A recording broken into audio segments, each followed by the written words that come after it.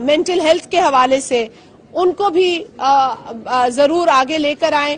जो आपके मालिकान हैं उनको भी कहूंगी कि प्लीज इस तरह की स्टोरीज को कवर करें कि कैसे किसी एक बच्ची ने जो है वो छोटी उम्र की शादी में जो तकलीफें झेली, उसमें एक तकलीफ उसकी मेंटल हेल्थ भी थी।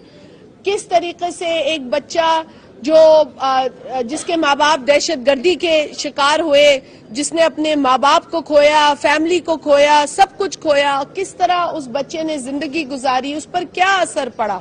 फिर टेलीविजन पर हमने जब ये सारी खबरें देखी तकलीफ दे, तो किस तरीके से हमारे बच्चों पर असर पड़ा। जो बच्चे स्कूल में हैं, कॉलेजेस में हैं, और स्कूल्स में हमें टीचर्स को ये आगाही देनी है कि वो अपने जो स्टूडेंट्स हैं उनको तैयार करें, किसी तरीके से उनके माइंड्स को जो है वो उस पर कोई दाग ना लगे, वो स्कार ना हो।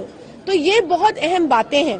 साथ ही साथ यकीनन मुल्क के अंदर जब इंतशार होता है तो वो भी मेंटल हेल्थ पर असर पड़ता है। जब मुल्क के अंदर रोज ये बात हो कि जी किसी को क्यों निकाला, ये बात हो कि जी अब भाई आईनी तरीके से, अभी आइन वकील साहब हमारे यहाँ पाकिस्तान के आइन की बात कर रहे थे, आर्टिकल्स की बात कर रहे थे।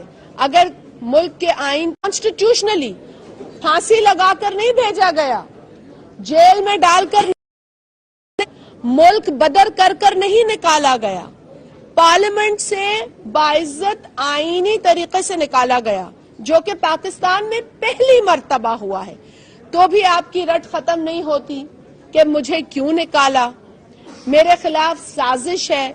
इस तरह की बातें, इस तरह के झूठे इल्जामात, जहनी जो इंस्टेबिलिटी है, ये उसकी अक्कासी करता है।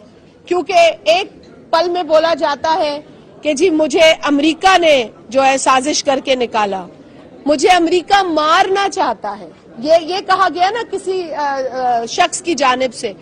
और फिर अब हम सुन रहे हैं इतने